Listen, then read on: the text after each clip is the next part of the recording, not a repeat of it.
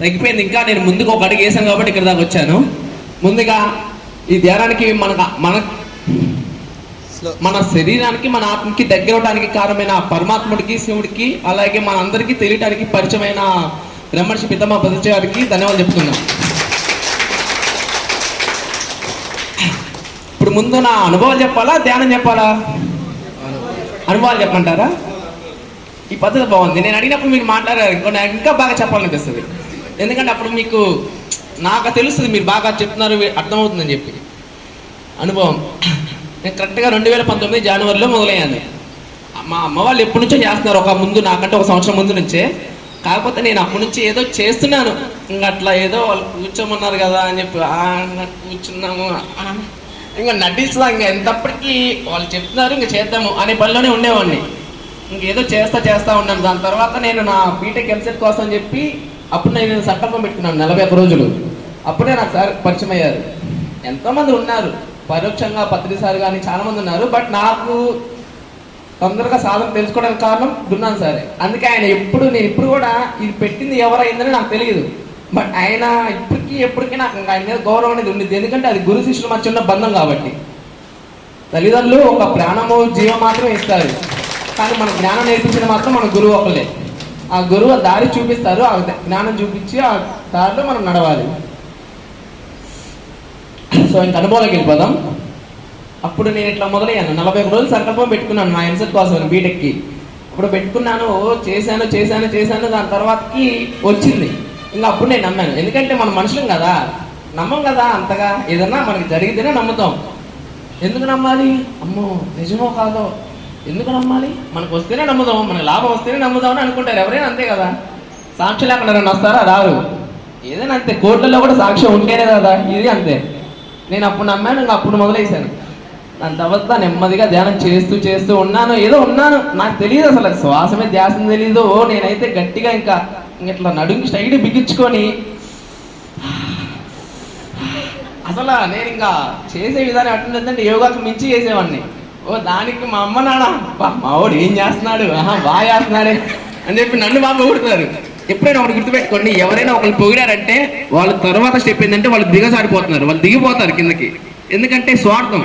అంటే మనకి ఏదైనా దక్కింది అనుకో, వెంటనే మనం దక్కింది అనే అజ్ఞానం వస్తుంది మనకి. మళ్ళీ అందువల్ల మనం వెంటనే పడిపోతాం. మళ్ళీ ఏం చేస్తారు, మళ్ళీ ఆ పరమాత్ముడు వీడికి గర్వం ఎక్కువైందా, వీడి వెంటనే పెరగంగానే వీడిని అందరూ పోగొడుతున్నారు, వీడు ఇంకా మురిసిపోతున్నారని చెప్పి మళ్ళీ నన్ను తగ్గించేశారు. ఏం చేశారు, నేను స్టార్టింగ్ 40 రోజులు సార్ సంకల్పం పెట్టినప్పుడు ఉన్నాను, ఏంది మనసు తినకుండా ఉన్నాను బాగానే. తర్వాత ఏం చేసింది, ఈ మనసు ఉండిద్ది కదా. ఇక్కడ మనసు అంటే ఏంటి, మైండ్, ఒక బుర్ర. ఇక్కడ మనసు ఇదే, ఆత్మ ఇదే. కాకపోతే ఆత్మ అందరూ ఎలా అంటారంటే ఒక హృదయం కింద అంటారు. ఎందుకంటే మన లోపల ఉంటుంది కాబట్టి, శరీరం లోపల అంతరాత్మ ఉంటుంది కాబట్టి. కానీ ఆ బుర్రలో నుంచి ఎన్నో ఆలోచనలు వస్తుంటాయి. ఆ ఆలోచనలు మంచి వస్తాయి, చెడ్డ వస్తాయి. కానీ మనం ఆ ఆలోచనలు కూడా మనం గమనించుకోవాలి. దాన్ని ఎరుక అంటాం. ప్రతి ఒక్కటి అసలు ఎరుక అంటే ఏంటంటే మనం చూసే చూపు, మాట్లాడే మాట, చేసే పని, ఆలోచించే ఆలోచనలు, మనకు వచ్చే ఆలోచనలు కూడా ఏవి మంచియో ఏవి తప్పో కూడా చూసుకోవాలి. ఆ చూసుకున్న దాంట్లో మనకి ఏది కరెక్టో అదైతేనే మనం తీసుకోవాలి.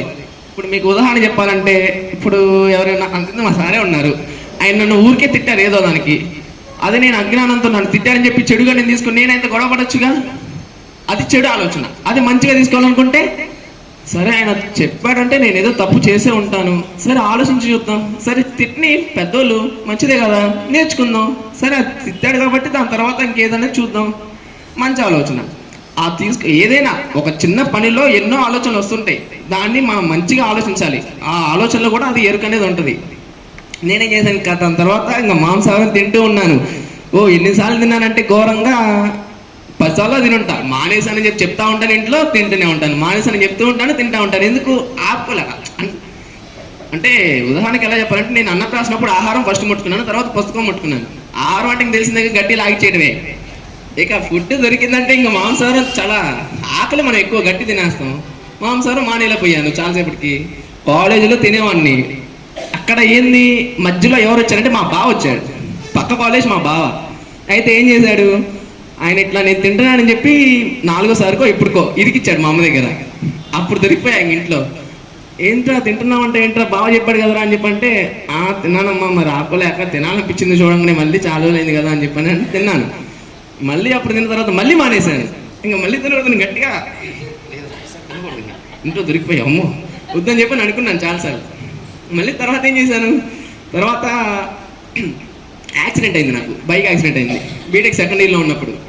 2 సంవత్సరాల దాకా అట్నే ఒక 5 సార్లు అట్లా తింటున్నాను మానేస్తున్నాను వచ్చాను. దాని తర్వాత మళ్ళీ యాక్సిడెంట్ అయింది. అప్పుడు ఏం చేశాను, మానేసానని చెప్పాను కదా, యాక్సిడెంట్ అయిన తర్వాత బెడ్ రెస్ట్ తీసుకున్నాను. 2 నెలలు అయింది. దాని తర్వాత మళ్ళీ మా అత్త వాళ్ళందరూ వచ్చారు, మా బావ అందరూ వచ్చారు. ఇక బావ వాళ్ళు ఎందుకు ఉంటారు, మనం కరెక్ట్గా ఉంటామా లేదా అని చెప్పి మనం ఆడుకోవడానికే ఉంటారు. బావ మరదలు నాకు అంతే కదా, బావ మరదలు కొట్టుకుంటూ ఆడుకోవడానికి ఎక్కియడానికి ముందు ఉంటారు. మళ్ళీ మా బావ ఏం చేశాడు, ప్లేట్లో పట్టుకుని చేరా కావాలా ఏది తిందుకంతా దాదా అని చెప్పి అన్నాడు. మళ్ళీ ఆశ చూపిస్తున్నాడే, ఏం చేస్తాం తిందామా వద్దా అని చెప్పి మళ్ళీ ఆగి లేదు వద్దొద్దు ఏమనుకున్నావు నేను మానేశాను ఏందన్నా అని చెప్పి అన్నాను. తర్వాత అమ్మ నాన్న లోపలికి వెళ్ళిపోయారు, ఇంకా అటు చూశాను అలా అవుతుందా అని చెప్పి వరుసగా మా అత్త వేస్తూనే ఉంది, తింటూనే ఉన్నా. ఒక 4-5 సార్లు వేసింది గంటతో, అంత గట్టి లాగిచ్చా. సడన్గా మక్కొచ్చింది, చూస్తా ఉంది, ఏంట్రా కరువు పట్టులాగా అన్నిసార్లు అసలు పెట్టింది తింటూనే ఉన్నావు, బాగా అంత ఆకలి మీద ఉన్నావా అంటే లేదు మళ్ళీ ఇంకంటే మరి మానేసాను ఎన్నిసార్లు చెప్పావు కదరా అంటే ఇంకా వాళ్ళకి నెమ్మదిగా నమ్మకం కోల్పోయాను. ఇంక వాళ్ళ దగ్గర 1-2 సార్లు చూస్తారు, 5-6 సార్లు అయింది, ఇంకేం చేస్తారు, ఇంకా వదిలేశారు నా మీద. ఇంక నేను ఎన్నిసార్లు చెప్పినా నమ్మట్లా. ఫస్ట్ ఒకసారి దానికి వచ్చేసార్లు కదా, ఇక నేను అంతే ఉన్నా. ఇంకా తర్వాతకి యాక్సిడెంట్ అయిన తర్వాతకి మళ్ళీ కొన్నాళ్ళకి మా తాతయ్య చనిపోయారు. ఇంకా ఆ రోజు వాన పడతా ఉంది, ఓ పక్కేమో మా ఇంట్లో మేకను వస్తున్నారు. వాళ్ళకి తెలిసి మేము ధ్యానం చేస్తున్నామని. అప్పటికి 3 సంవత్సరాలు అయింది. నేను 2.5 సంవత్సరాల దాకా నేను తింటూనే ఉన్నా. దాని తర్వాత ఒక సంవత్సరం దగ్గర 8 నెలలు అయింది, 3 సంవత్సరాలు అయింది. వాళ్ళకి తెలుసు మా ధ్యానం చేస్తున్నామని, మా నాయనమ్మ వాళ్ళు అత్త వాళ్ళందరికీ. అయినా కూడా వాళ్ళు కావాలని మేకను తీసుకొచ్చి కోస్తా ఉన్నారు. ఓ పక్క తెలుసు, సరే చేశారు, మమ్మల్ని పిలిచారు. మళ్ళీ వాళ్ళకి తెలుసు కూడా అట్లా చేస్తున్నారని చెప్పి ఇంకా ఇదంతా లేదని చెప్పి మా నాన్న ఎంతప్పుడు మాట్లాడాడు, కానీ ఎవరు వెళ్ళా. మా పెదనాన్న మా నాన్న మొత్తం 4, 2 అమ్మాయిలు 2 అబ్బాయిలు. మా నాన్న చిన్న అందరికంటే. అయితే వాళ్ళు ఎప్పటికీ ఎంతప్పటికి వినలా మా నాన్న చెప్పిన. ఇక నేనేం చేశాను, నేను రోడ్డు మీద పోయి మా పెదనాన్ని మా అత్తలందరినీ నిలిచి అడిగాను. ఇంకా ఆ రోజు గట్టిగా అడిగాను లేదు. ఆ రోజు ఇంకా నా ప్రకృతి ఆ వాన పట్టము నేను అడిగిన తర్వాత వెంటనే వాన పడింది. వాన పడిన తర్వాత వాళ్ళు ఏం చేశారు, ఇంకా చికెన్ ఆ మటన్ మేకలు ఉంటాయి కదా వాడిని కొయ్యలేదు, ఇంకా పంపించేశారు. ఇంకా వాన పడిందని చెప్పి నాకు చేశారు. నాకు సపోర్ట్గా వాన కూడా పడింది, ఆటోమేటిక్గా అయిపోయింది. నేను ఇంకా ఆ రోజు అండి కరెక్ట్గా 3 సంవత్సరాలు అవుతున్నాను. ఇప్పుడు కరెక్ట్గా వచ్చి 5 ఏళ్ళు, కానీ 3 ఏళ్ళు తింటూనే ఉన్నాను. 2 ఏళ్ళ నుంచి కరెక్ట్ చేస్తున్నాను. 2 ఏళ్ళ నుంచి మధ్యలో చెప్పాలని ఎన్నిసార్లు అనుకున్నాను. సార్ చెప్పారు కదా ఇందాక మనసు అని చెప్పి, ఎంతప్పటికీ భయం, ఇప్పుడు కూడా టెన్షన్ వస్తూనే ఉంది. మింగికొని ఇక చెప్తున్నా గట్టిగా చెప్పాలి, మరి ముందుగా అడిగేశాను, చెప్పగలగాలి. ఇంకా ఎప్పుడు అంతా బయట హాస్టల్లో ఫ్రెండ్స్ చేపిస్తూనే ఉన్నాను, ధ్యానం అంతా చెప్తూనే ఉన్నా, కానీ సపరేట్గా చెప్తున్నాను, ఆన్లైన్లో చెప్పాను. కానీ ఎదురుగా స్టేజ్ ఫియర్ అనేది ఉండింది కదా, అందుకే మీరు మంచి సపోర్ట్ ఇస్తున్నారు, చెప్పగలుగుతున్నాను. మీకు కూడా ధన్యవాదాలు. ఇట్లా వచ్చాను, ఇక్కడ దాకా వచ్చింది. ఇంకా ఎక్కడ బ్రేక్ పడ్డది, అక్కడ పర్చూర్ గాంధీ గారి క్లాస్ ఏదైనా అన్నారు కదా, అది అయిపోయిన తర్వాతనే ఈ తాతీది జరిగింది. అయితే ఆ రోజు గట్టిగా ఆ మేకలకి ప్రాణాలతో కాపాడబట్టడానికి ముఖ్య కారణం ఈ అబ్బాయి.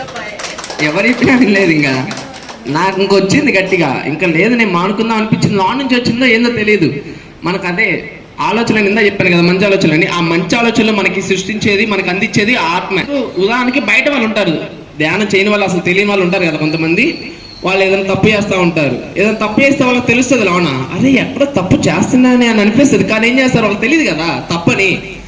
మనం ఏంది ధ్యానం చేస్తున్నాం, ఒకళ్ళు అసలు ఒక మాట కూడా అనకూడదు, ఒక మాట అన్నా కూడా అది కర్మే.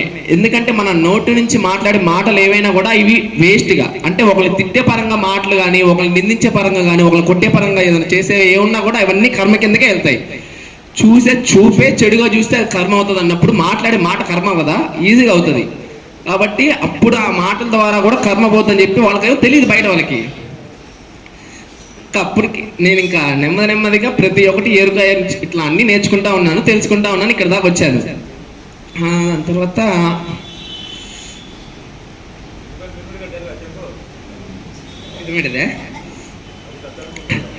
పిరమిడ్ కట్టడం అంటే అదొక యుద్ధమే అసలు. ఇంకా ఎంతలాగంటే మా నాన్ని ఒప్పిలాగా తెచ్చాము. అక్కడ నేను సరిగ్గా చేయట్లేదు అప్పుడు స్టార్టింగ్లో, అక్క చేయట్లేదు అంత, అమ్మ ఒకటే బాగా చేసేది. ఎందుకంటే ఈ ప్రపంచంలో సృష్టి బాగా ఎవరికంటే స్త్రీశక్తే ఎక్కువ. అసలు అందుకనే శ్రీశక్తిని భూమాతతో కొలుస్తారు, ప్రకృతి మాతతో కొలుస్తారు. ఒక ఇంట్లో ఫస్ట్ ఒక ఆడవాళ్ళు ఎవరైనా కానీ వాళ్ళు మారారంటే ఇల్లు మొత్తం మారిద్ది, ఆటోమేటిక్గా ఊరు మారితే, సమాజం మారితే, ఇంక దేశం మారినట్టే. మా అమ్మ ఫస్ట్ వచ్చింది, మా అమ్మ రావటం వల్ల మా నాన్న వచ్చాడు, తర్వాత మా అక్క, తర్వాత నేను. ఆ పిరమిడ్ దగ్గర మాత్రం ఈ మగవాళ్ళు ఏం చేస్తారు, ఖర్చు ఉండేది కదా మరి. ఈ ఆడవాళ్ళకి ఏమి బంగారం అయితే కానీ ఏమైనా కానీ అన్ని కొందాము పా అది ఇది అని అంటారు. మరి మగవాళ్ళకి ఉండేదిగా వెనక వాళ్ళు డబ్బులు ఆలోచించుకోవాలి. ఓ పక్క మరి పిల్లలు ఉంటారు, వాళ్ళకి అవి కావాలంటే వీళ్ళకి కావాలంటే ఎవరికి కావాలంటే అవి అందిస్తే మరి తర్వాత నడపాలి కదా ఇల్లు. మరి ఇకేం చేస్తున్నా, కడదాంలే అని చెప్పి లాగిచ్చి ఎంతసేపటికి వద్దనే కాదు, వద్దు అంటాడు. అప్పటికి ఇంకా సార్ చాలాసార్లు ఇంటికి వచ్చి మొత్తం అసలు నేను చెప్తున్నా కదా, ప్రత్యక్షంగా అయితే నాకు అయినే విన్నాను సరే. నేను అది ఎన్నిసార్లు బుద్ధి చెప్పగలను, ఎందుకంటే చాలాసార్లు ఇంకా పిరమిడ్ కడదాం ఒక్కసారి డాడీ ఇంకా ఎందుకో సరే శక్తి ఉంటుంది అంత కదా, సార్ అన్నారు కదా శక్తి ఉంటుంది, బాగుంటారు, ఊరు మొత్తం బాగుపడుతుంది కదా, కడదామని చెప్పని నేను అమ్మ అందరం అంటే కానీ అప్పటికి నెమ్మదిగా ఆలోచించి ఇంకా అప్పటికి పిరమిడ్ కట్టాము. అది చాలా కష్టంగా.